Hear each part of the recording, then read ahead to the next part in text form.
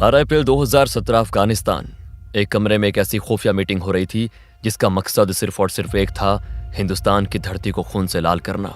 इस कमरे में पाकिस्तान की ISI, TTP, तहरीक-ए-तालिबान पाकिस्तान और ISIS की टॉप लीडरशिप एक साथ बैठी थी। कमरे के बीचों बीच बैठा था मौलवी हबीबुर रहमान, TTP का पूर्व कमांडर जो हाल ही में ISIS में शामिल हुआ था। यह आदमी पाकिस्तान आर्मी का खास मोहरा था और CIA की मोस्ट वांटेड लिस्ट में टॉप पर था। मीटिंग लगभग 5 घंटे तक चलती रही और इस कमरे के कोने में चुपचाप खड़ा था शाहिद मोमिनुल्लाह। वो मौलवी हबीब के सारे अकाउंट्स और फंडिंग को संभालता था। सुबह के लगभग 10 बजे शाहिद अफगानिस्तान के कंधार शहर पहुंच चुका था। वो एक छोटे से क्लिनिक के बाहर आकर रुक गया। करीब 10 मिनट तक आसपास नजर रखने के बाद जब उसे तसल्ली हो गई कि रास्ता साफ है तो वो तेजी से क्लिनिक के अंदर घुसा और दरवाजा अंदर से लॉक कर दिया। शाहिद ने सीधा अपनी जेब में हाथ डाला और 5 अफगानी नोट निकालकर डॉक्टर की टेबल पर रख दिए। दोनों के बीच एक शब्द नहीं बोला गया। शाहिद तुरंत पलटा और क्लिनिक से बाहर आ गया। घर जाकर डॉक्टर ने वो 5 नोट निकाले और मैग्नीफाइंग ग्लास से नोट को देखने लगा। साधारण से दिखने वाले उन नोट्स पर पेंसिल से लिखे छोटे छोटे अक्षर उभरने लगे। ये कोई आम अक्षर नहीं थे, ये फारसी भाषा में लिखा एक हाईली कॉम्प्लेक्स कोडेड मैसेज था। लगभग 40 मिनट की कड़ी मेहनत के बाद डॉक्टर ने उस कोड को डिकोड किया। एक सफेद कागज पर उसने उस मैसेज का असली मतलब लिखा। इस साल दिल्ली में मैच खेलने का प्लान है। खिलाड़ी दिल्ली या आसपास के किसी इंजीनियरिंग कॉलेज में एडमिशन ले चुका है। इस डॉक्टर ने अगले ही पल एक सैटेलाइट फोन निकाला और ये मैसेज सीधा 1200 किलोमीटर दूर भेजा। शाहिद कोई पाकिस्तानी आतंकी नहीं बल्कि पिछले 7 सालों से ISI के अंदर सांप की तरह कुंडली मार कर बैठा रॉ का अंडर कवर एजेंट था, एजेंट सूरी। और वो कांदार का डॉक्टर रॉ का ही एक स्लीपर एसेट था। दोस्तों, इस वीडियो में हम आपको बताएंगे कि कैसे रॉ ने एक फेल्ड UPSC स्टूडेंट की मदद लेकर उस आतंकी को पकड़ा जो दिल्ली में तबाही मचाने वाला था। कैसे रॉ ने खुद उस आतंकवादी को RDX बॉम्ब देकर उसे अपने जाल में फंसाया। ये था रॉ का सीक्रेट ऑपरेशन वुल्फ हंट। 15 अप्रैल 2017 रॉ हेडक्वार्टर्स न्यू दिल्ली। एक सीनियर रॉ ऑफिसर जिनका कोड नेम माथुर था सीधे रॉ चीफ अनिल दसमाना के केबिन में गए। माथुर ने अनिल दसमाना से कहा, वो दिल्ली में है सर, वो दिल्ली में घुस चुका है। अनिल दसमाना ने पूछा, कौन दिल्ली में है? माथुर ने कहा, सर, अफगानिस्तान में बैठे मेरे डीप कवर खबरियों ने एक रिपोर्ट भेजी है। ISI ने बेहद खतरनाक और वेल ट्रेंड आतंकवादी को फंड किया है और वो आतंकवादी इस वक्त दिल्ली में है। वो एक स्टूडेंट के भेस में किसी कॉलेज में पढ़ाई करने के बहाने यहाँ पहुंच चुका है। अनिल दसमाना ने पूछा, उसका नाम, उसकी शक्ल, कोई पासपोर्ट डिटेल, हमें उसके बारे में क्या क्या पता है? माथुर ने सिर झुका लिया और निराशा भरी आवाज में बोले, कुछ नहीं सर, हमें बस इतना पता है कि वो एक अफगान स्टूडेंट बनकर आया है। माथुर, तुम्हें अंदाजा है तुम कह क्या रहे हो? इस वक्त दिल्ली में 15,000 से ज्यादा अफगानी स्टूडेंट्स पढ़ाई कर रहे हैं। ये तो घास के बड़े ढेर में एक छोटी सी सुई ढूंढने से भी ज्यादा मुश्किल है। मैं जानता हूं सर, पर अगर हमने उसको जल्दी नहीं पकड़ा तो वो अपने नापाक मंसूबों में कामयाब हो जाएगा और हमारी राजधानी लाशों के ढेर में तब्दील हो जाएगी। आज और अभी से रॉ की सबसे टॉप प्रायोरिटी इस आतंकवादी को ढूंढना है। इस मिशन का नाम होगा ऑपरेशन वुल्फ हंट। माथुर, मुझे रिजल्ट चाहिए और वो भी जल्दी। ऑपरेशन वुल्फ हंट शुरू हो चुका था। माथुर लगातार 48 घंटे तक बिना सोए अपने ऑपरेशन रूम में व्हाइट बोर्ड के सामने खड़े सोच रहे थे।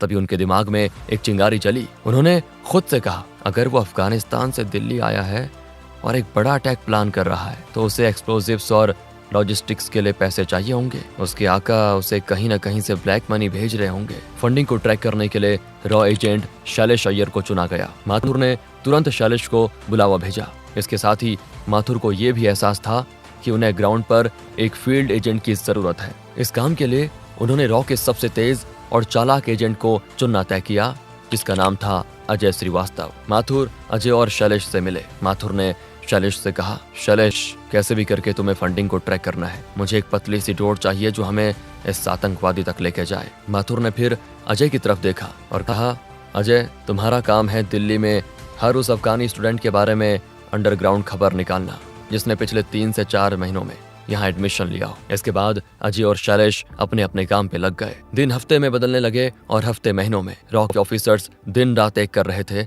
लेकिन उन्हें सिर्फ और सिर्फ नाकामी मिल रही थी। एक दिन की बात है, शैलेश को उसका जूनियर कंप्यूटर में एक ट्रांजैक्शन दिखाता है।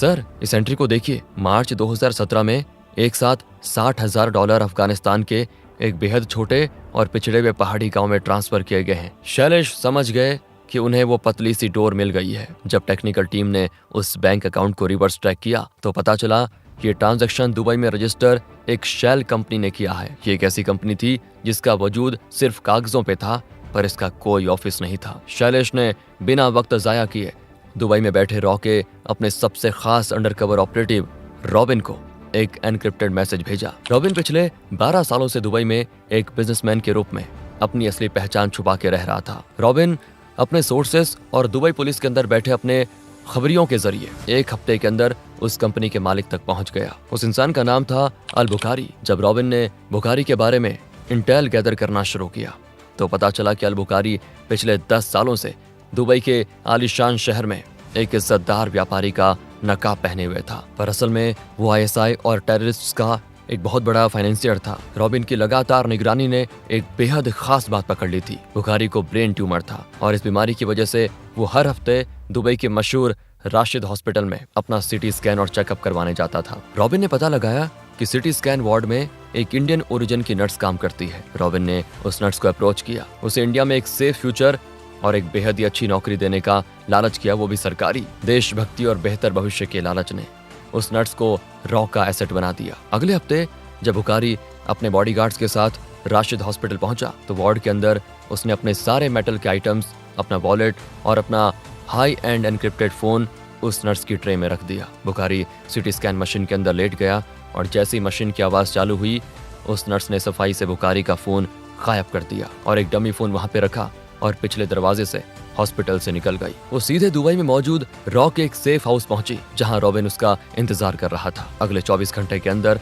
वो फोन रॉ हेडक्वार्टर्स दिल्ली में शैलेश की टेबल तक पहुंच गया। ये फोन किसी सोने की खान से कम नहीं था उस समय। रॉ की टैग टीम ने उस एनक्रिप्टेड फोन को अनलॉक किया। शैलेश और उनकी टीम ने हर एक टेक्स्ट मैसेज, हर एक कॉल लॉग और एनक्रिप्टेड व्हाट्सएप चैट को छान मारा। इन चैट से एक बात बिल्कुल साफ हो गई थी, वो अफगानी आतंकवादी नोएडा के एक मशहूर इंजीनियरिंग कॉलेज में एक टेक्निकल कोर्स में एडमिशन ले चुका था। लेकिन किस्मत यहाँ भी रॉ के साथ लुका छुपी खेल रही थी। इन सारे चैट्स में उस आतंकवादी का असली नाम कहीं भी जिक्र नहीं किया गया था, उसे सिर्फ कोर्ट्स में बुलाया जा रहा था। लेकिन शैलेश ने हार नहीं मानी। उन्होंने उस फोन में मिले उन सभी नंबर्स को जिन पर बुखारी बात करता था लगातार सर्विलेंस और इंटरसेप्शन पे लगा दिया। 15 सितंबर 2017 आधी रात को शैलेश के जूनियर ने उसे कॉल किया।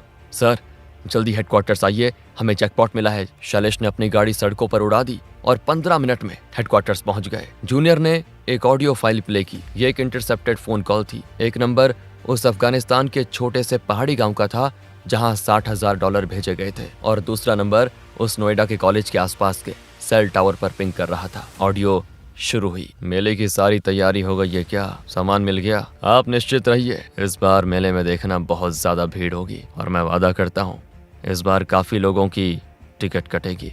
बस सामान आते ही काम तमाम। शैलेश ने ऑडियो सुनते ही कहा, यही है वो। Track the exact location of this phone. अगले 15 मिनट में रॉ ने उस फोन नंबर की सारी हिस्ट्री और डेटा निकाल दिया। आतंकवादी का नाम था उजैर काफी। अब रॉ के पास उसकी फोटो, उसकी बैंक डिटेल्स और उसके इंजीनियरिंग कॉलेज के कोर्स की डिटेल्स सब कुछ थी। माथुर और शैलेश ने ये सारी इंटेलिजेंस रॉ चीफ दसमाना को दी। दसमाना ने रिपोर्ट पढ़कर कहा, हम इसे डायरेक्ट तो नहीं उठा सकते। अगर हमने इसे किडनैप कर लिया तो इंटरनेशनल ह्यूमन राइट्स वाले बवाल खड़ा कर देंगे कि हमने एक मासूम अफगानी स्टूडेंट को गायब कर दिया।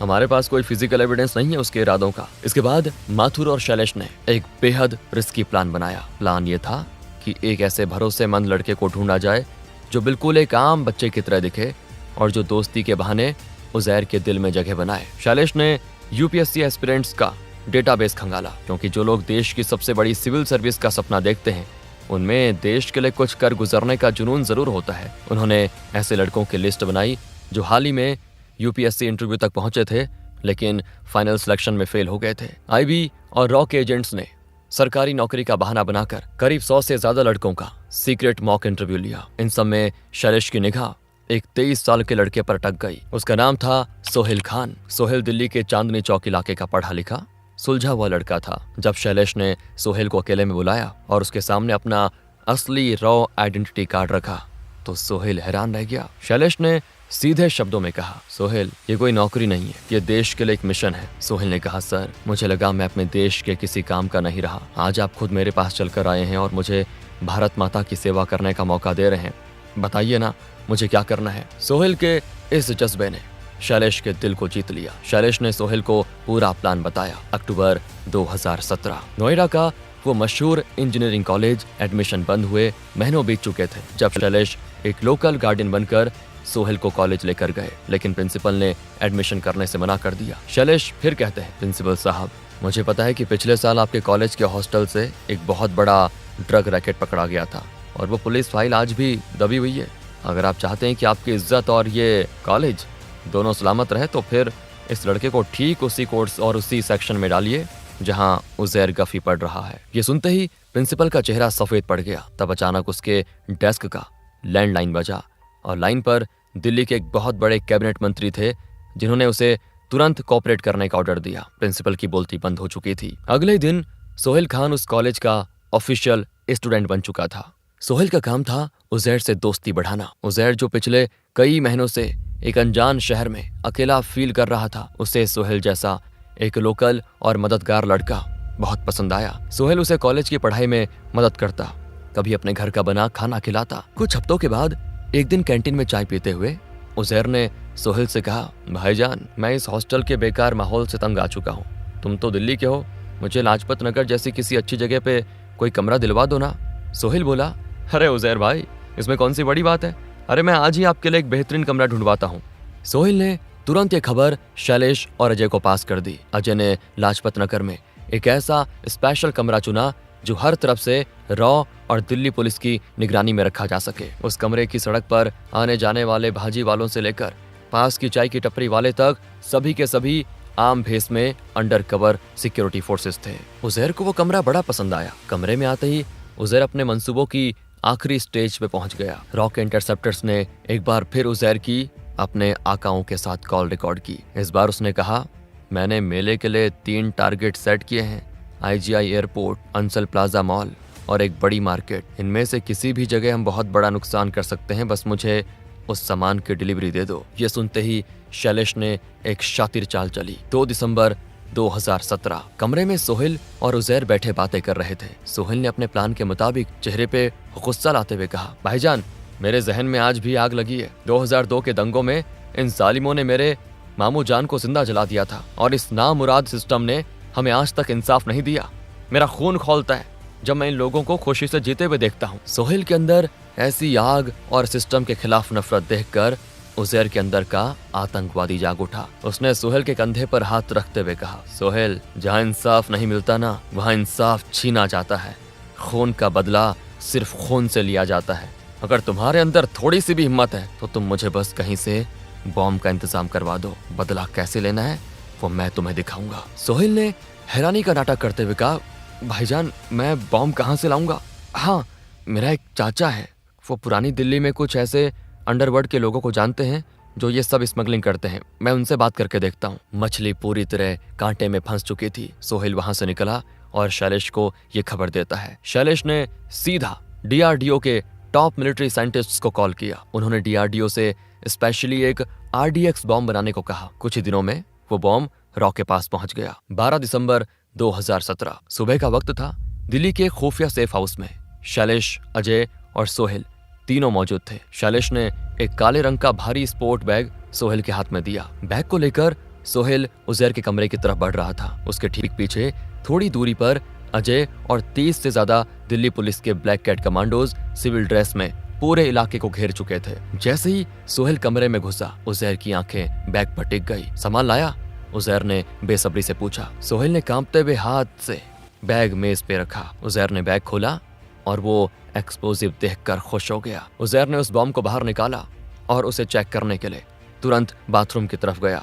सोहेल पलक झपकते ही कमरे के दरवाजे से बाहर निकल गया। सोहेल के बाहर आते ही अजय ने इशारा किया और कमांडोज ने कमरे में धावा बोल दिया। लेकिन उजैर एक ट्रेंड आतंकवादी था। उसने बाथरूम की खिड़की से कमांडोज को देख लिया था। जैसे ही कमांडोज दरवाजे से घुसे, उजैर बाथरूम की छोटी सी खिड़की का शीशा तोड़कर उस बैग के साथ कूद गया और अजय जो दरवाजे पर थे उन्होंने चिल्लाकर कहा, अरे वो भाग गया, उसे पीछे से पकड़ो। लाजपत नगर की वो भूल भुलैया जैसी गलियां, उजैर दीवारों को फांदता हुआ, लोगों को धक्का देता हुआ आगे बढ़ रहा था। उजैर एक अंडर कंस्ट्रक्शन घर में घुस गया। अजय और उसके कमांडोज ने उस घर को चारों तरफ से घेर लिया। जैसे ही वो अंदर घुसे, उन्होंने देखा कि उजैर का अंगूठा उस डेटोनेटर के बटन पे था। देखो, आगे मत बढ़ना वरना सब राख हो जाएगा, बता रहा हूँ। उजैर गुस्से और खौफ से चिल्ला रहा था। उजैर को लगा अब कोई चारा नहीं बचा है। उसने आंख बंद करके बटन दबा दिया, पर कुछ नहीं फटा, कोई धमाका नहीं हुआ। उजैर ने हैरान होकर बॉम्ब को देखा और अजय ने उजैर को जोर का मुक्का मारा। धमाका सुनना था ना तुझे? ये ले। दरअसल वो बॉम्ब दिखने में, वजन में और केमिकल स्ट्रक्चर में बिल्कुल असली बॉम्ब जैसा था, लेकिन उसकी वायरिंग इस तरह से की गई थी कि उसका ट्रिगर और डेटोनेटर पूरी तरह डेड था। वो एक डमी आरडीएक्स था। उजैर को वहीं पे अरेस्ट कर लिया गया। ऑपरेशन वुल्फ हंट खत्म हो चुका था, सफल हो चुका था। रॉ ने एक अनजान आतंकवादी को उसके ही जाल में फंसाकर उसे रंगे हाथों पकड़ लिया। उजैर से ऐसी सख्त पूछताछ हुई कि उसने अपने सारे मास्टर्स के नाम उगल दिए। भारत ने ये सारी इंटेलिजेंस CIA और अमेरिकन फोर्सेस के साथ शेयर की। इस इंटेल के बेस पर US फोर्स ने अफगानिस्तान के उन पहाड़ी इलाकों में उन आतंकवादी कैंप्स पर सर्जिकल स्ट्राइक्स की और उन सभी आतंकवादियों को उनकी सही जगह जहन्नुम पहुंचा दिया। वहीं सोहेल खान की इस साहस और बहादुरी को देखते हुए भारत सरकार ने उसे स्पेशल कोटा के तहत वही इज्जत की नौकरी दी जिसका उसने सपना देखा था। वो अपने देश के लिए एक असली हीरो बन गया। दोस्तों, अगर आपको वीडियो पसंद आई हो तो एक लाइक जरूर कीजिएगा, और अगर ऐसी इंटरेस्टिंग वीडियोस देखना चाहते हैं तो चैनल को सब्सक्राइब करना ना भूलें। मिलते हैं अगली वीडियो में, तब तक के लिए जय हिंद, जय भारत।